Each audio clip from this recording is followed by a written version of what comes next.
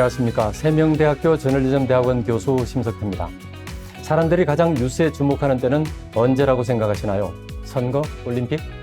사람들마다 자신들의 관심사에 따라 주목하는 뉴스가 다르겠지만 아마도 공통적으로 가장 뉴스를 많이 보는 때가 언제냐고 묻는다면 재난 상황이라는 답에 모두가 수긍하지 않을까 생각합니다. 사람들은 혼란스러운 순간 언론을 가장 신뢰하고 의지하죠. 특별히 재난 상황에서의 언론 보도는 국민에게 보도 그 이상의 큰 의미를 지닌다고 생각합니다. 그렇기 때문에 재난 보도는 그 어떤 보도보다 신중하고 때로는 엄격하고 민감하게 윤리적이어야 합니다. 이 시간에는 각 분야별로 재난 상황이 발생했을 때 최전선에서 취재와 보도를 하면서 현장의 목소리를 생생하게 담아온 세 분의 기자들과 함께 취재 경험담과 노하우를 들어보도록 하겠습니다. 자, 안녕하세요. 안녕하세요. 네, 서두에 말씀드렸지만 사람들이 가장 뉴스에 주목하는 때는 아무래도 재난 상황이 아닐까 그렇게 생각을 합니다. 여기 모신 기자님들은 자연재난, 인적재난 등 각 분야별로 재난이 발생한 곳곳을 누비면서 취재를 해온 베테랑들인 걸로 알고 있는데요. 취재 과정에서 언제 어떤 상황이 발생할지 예측이 어렵기 때문에 취재 시에 안전에 대한 부분도 상당히 염려될 것 같습니다. 네, 오랫동안 재난 보도를 담당하신 신방실 기자님은 어떠셨는지 혹시 경험하신 것이 있다면 들려주시겠습니까? 네, 말씀하신 대로 정말 여러 곳을 누비면서 취재를 했던 것 같은데요. 지금 생각나는 건 북극 스발바르 제도 취재 때가 기억이 납니다. 취재 당시 빙하 탐사를 위해서 고무 보트를 탄 적이 있었습니다. 그때 저희가 탄 고무 보트는 정말 영화에서만 보던 고작 10명 남짓 탑승 가능한 작은 소형 보트였습니다. 아마 군대를 다녀오신 분들이라면 상상이 될 것 같은데요. 보트가 굉장히 빠른 속도로 달리고 강한 바람을 온몸으로 부딪히며 2시간 정도를 꼬박 달려서 빙하에 도착했습니다. 체력적으로 무척 지쳤습니다. 또 간신히 도착해서 취재를 하는데 몸의 중심을 보트에서 잡기도 어려웠고 촬영을 마치고 돌아오는 길에는 피곤함에 지쳐서 자꾸 잠이 오더라고요. 그러다 보니 보트 손잡이를 잡은 손에 힘이 풀리면서 물로 떨어질 뻔한 경험을 여러 차례 했습니다. 물에 빠지면 죽는다는 생각으로 버티면서 나왔는데 그때 물에 떨어졌으면 정말 큰일이 날 뻔했던 상황이었어요. 취재 전에 보험에 가입하고 왔지만 실제로 겪어보니 보험만으로는 안 되겠다라는 생각이 들었습니다. 무엇보다 현지에 직접 와보지 않는 이상 이런 상황을 예측하지 못하고 왔기 때문에 앞으로 극지 취재를 하는 기자들에게는 특별히 안전을 당부하고 싶습니다. 네, 상상만 해도 정말 아찔한데요. 재해, 재난 이런 보도를 생각을 하면 흔히 홍수나 태풍 같은 악천후 속에서의 취재라든지 참사 취재를 생각하게 되는데 극지방에서의 빙하 탐사까지 재난보도 기자의 역할이다 이런 생각 미처 못 해봤군요. 자, 신문기자이신 김윤아 기자님은 어떠신가요? 취재하면서 이건 좀 위험하다 이런 경험을 해본 적이 있으신가요? 네, 서두에 말씀하신 대로 재난보도 기자는 평범한 일상과는 거리가 먼 그 위급한 상황이 발생하면 그때부터 정신없이 사건 현장에 투입이 되는데요. 우선 취재 현장까지 도착하는 그 과정 자체가 다소 위험하다고 느낄 때가 있습니다. 빠르게 현장에 도착을 해야 하다 보니 회사 차량으로 움직일 때는 속도를 낼 수밖에 없는데요. 특히 밤사이 발생한 사고 현장으로 이동하는 과정에서는 그런 우려가 많이 들었던 것 같습니다. 그렇겠네요. 누구보다 빨리 현장에 도착해야 하니까 가는 과정부터 위험할 수밖에 없겠어요. 맞습니다. 그리고 신문사의 경우에는 방송과 달리 해당 장면을 직접 촬영하는 일은 드물지만 오히려 스케치 기사를 위해서는 영상보다 더 자세히 주변의 지형지물이나 상황을 묘사해야 하는 일들이 더 많은데요. 시각적인 효과로 해당 장소를 보여주지 못하다 보니 글로 묘사를 하기 위해서 오히려 영상 기자보다 더 현장에 깊이 접근을 해서 상황을 자세히 보여줘야 하는 경우가 많습니다. 실예를 든다면 2013년에 발생한 태안 해병대 캠프 사고 현장은 밤바다를 수색하는 곳이었는데요. 밤이고 또 조명까지 없는 차가운 바다에서 물이 빠르게 차오르는 모습을 직접 보게 되니까 해변에서 현장 수색을 지켜보면서도 위험할 수 있다라는 생각이 든 적이 있었습니다. 정말 경험하지 않으면 쉽게 상상이 되지 않는 일들이 많이 일어난 것 같습니다. 자, 국제부에 계신 김서영 기자님도 해외에서 위험한 상황에 노출되는 경우가 많을 것 같아요. 네, 저는 2023년 2월 튀르키예로 강진 취재를 하러 갔었을 때 이거 정말 위험하다 하는 상황을 직접 겪었었는데요.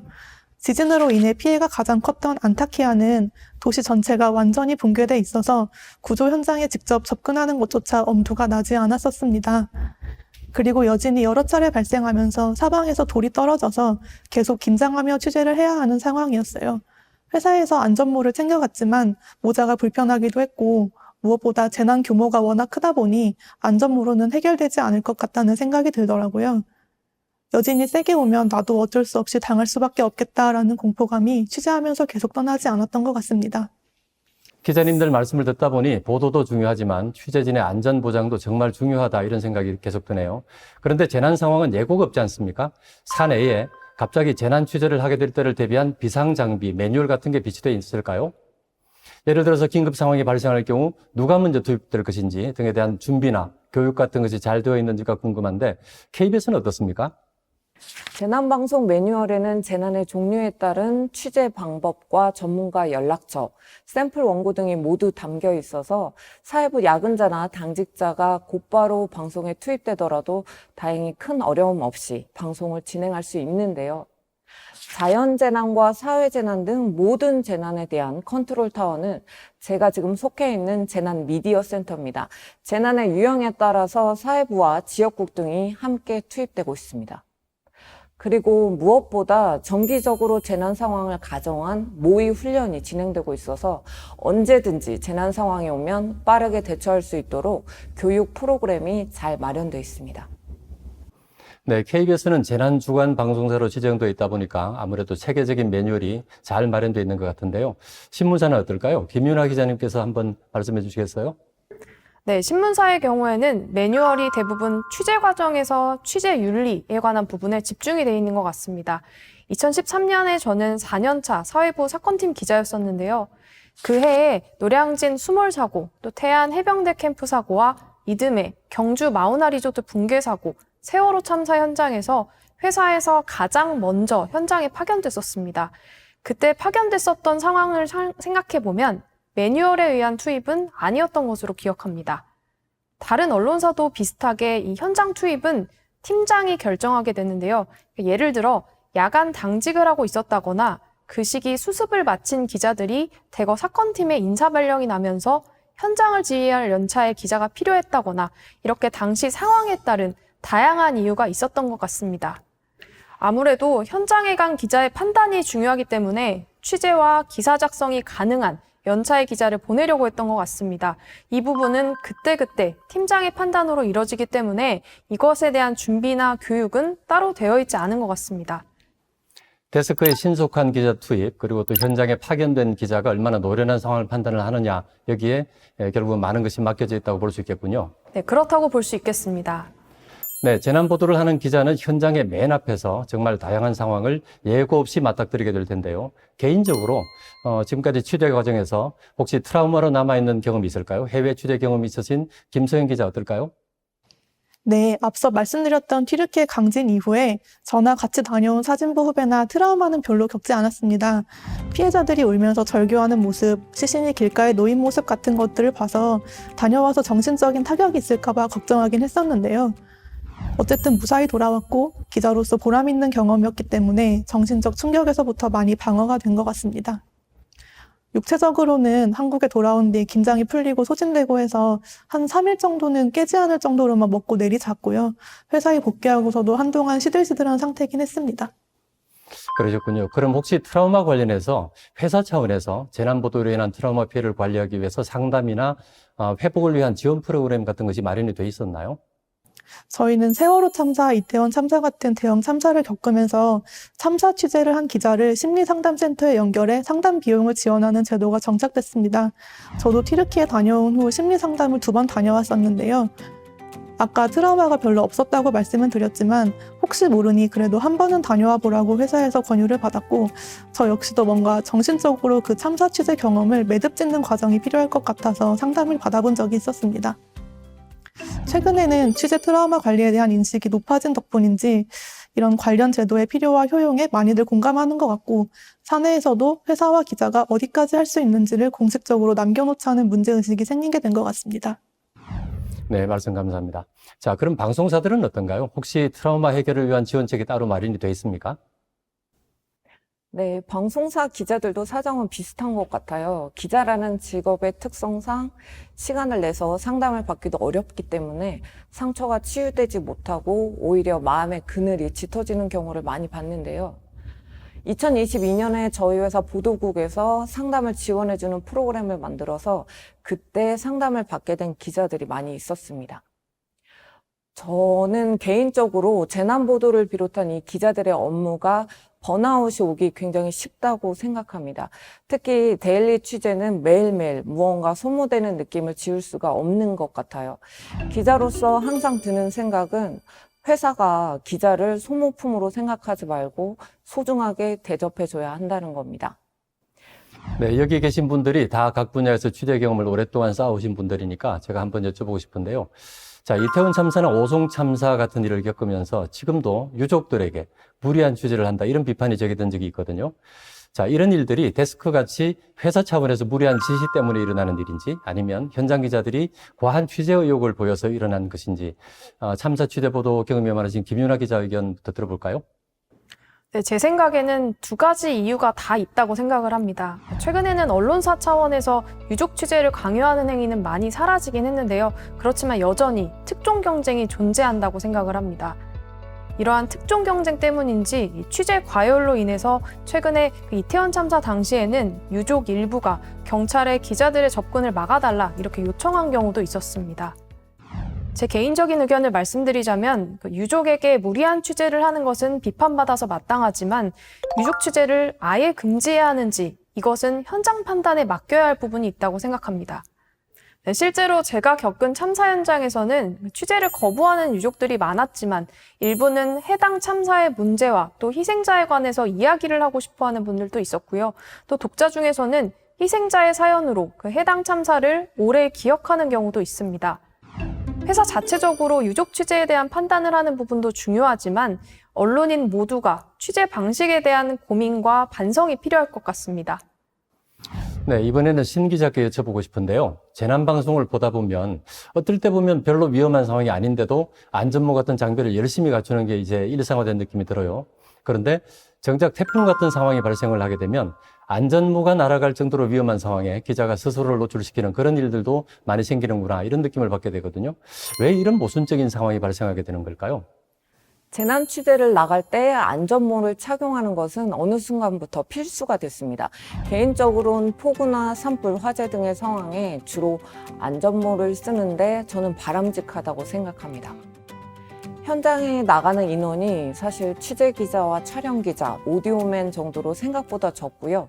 바람에 날아오는 파편 같은 위험한 상황을 알려줄 사람이 없다 보니 크게 위험해 보이지 않는 상황이라고 해도 처음부터 안전하게 대비하는 게 좋다고 생각합니다.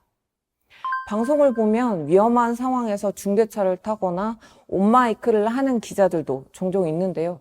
위험한 상황을 알려주다가 자기가 더 위험해질 수 있다는 것을 기억했으면 좋겠습니다. 또 현장에 가면 기자 스스로가 흥분하게 되고 데스크의 칭찬을 듣고 싶기도 하고 조회수에 대한 욕심도 사람이니 물론 생길 수가 있다고 생각합니다. 그러나 우리나라에서도 최근에 이런 위험을 무릅쓴 재난 보도를 칭찬하기보다는 그 반대의 시각으로 보는 사람들이 늘고 있습니다.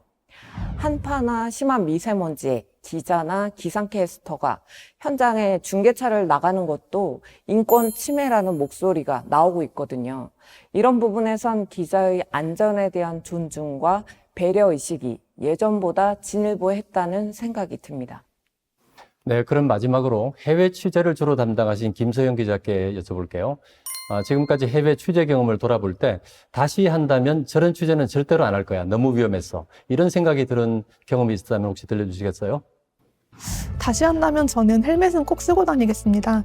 그 작은 잔해 같은 것들이 계속 떨어져서 실제로 머리를 때리는 경우가 있었거든요. 그러니까 정말 크게 여진이 다시 왔더라면 헬멧도 소용없었겠지만 헬멧이 그래도 치명적인 부상을 막아줄 수 있을 것 같습니다. 그리고 신발은 밑창이 두껍고 튼튼한 등산화를 신기를 잘한 것 같습니다. 급하게 오느라 밑창이 얇은 단화를 신고 온 분도 계셨거든요. 그리고 취재를 하다 보면 스트레스도 많이 쌓이고 화장실도 여의치 않다 보니 식사량을 줄이면서 하기도 했었는데 만약 제 후배가 취재를 나간다면 밥 잘 챙겨 먹고 잠을 푹 자라는 말을 꼭 전하고 싶습니다. 극한 상황에서 취재할수록 기자가 자기 몸을 더 잘 챙겨야 되는데 예전에는 그렇게 하지 못했던 것 같아요. 네, 지금 돌아보면 기자가 안전해야 취재도 보도도 잘 마무리할 수 있는 것 같습니다. 네, 세 분 말씀 감사합니다. 마지막으로 재난 보도를 할 때 이건 꼭 미리 준비를 해라 이렇게 후배들에게 권하고 싶은 게 있다면 짧게 한마디씩 부탁을 드리겠습니다. 신방실 기자부터 한번 부탁드릴까요? 네, 재난의 유형에 따라서 다르겠지만 현장에서 가장 중요한 것은 저 역시 안전이라고 생각합니다. 태풍이나 폭우 취재에서 위험한 현장에 접근하지 말고요. 산불 취재와 관련된 경우도 안전한 곳을 확보하고 취재하는 것이 우선이라고 생각합니다. 특히 현장 중계를 할 때는 화장실이 없는 오지일 때가 많습니다. 예전에 저는 팔당댐 중계차를 밤늦게까지 타면서 취재한 적이 있었는데요. 그럴 때는 몇 시간 동안 생방송을 하면서 물도 못 마시는 때가 정말 많았거든요. 회사 차원에서 대책을 마련하는 것도 필요하겠지만 기자들 자신도 본인들의 안전을 위해 비상 식량을 준비한다거나 취재 과정에서 안전을 최우선으로 생각하시라고 조언을 드리고 싶습니다. 네, 신문 기자의 경우에는 복장이나 외모까지 신경 쓰지 못한 채 현장에 도착하는 경우가 많은데요. 사고가 발생한 현장에 빨리 도착을 하려다 보니까 때로는 상황에 맞지 않는 옷을 입을 때가 덜어 있습니다.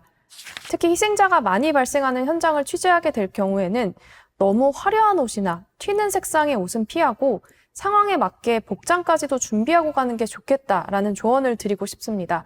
이런 사소한 것들이 유족 취재에서 부담으로 작용할 수도 있습니다. 그리고 현장 도착 전에 사고 개요라든지 현장 상황에만 초점을 맞추지 말고 희생자 특성을 먼저 파악하는 노력이 중요하다고 생각합니다. 최근에는 SNS를 통해서 실시간 소식들을 올리는 경우들도 있기 때문에 현장 상황만으로는 전하기 힘든 경우를 대비해서 최대한 사전에 많은 사람과 접촉해주는 것도 도움이 될 수 있습니다.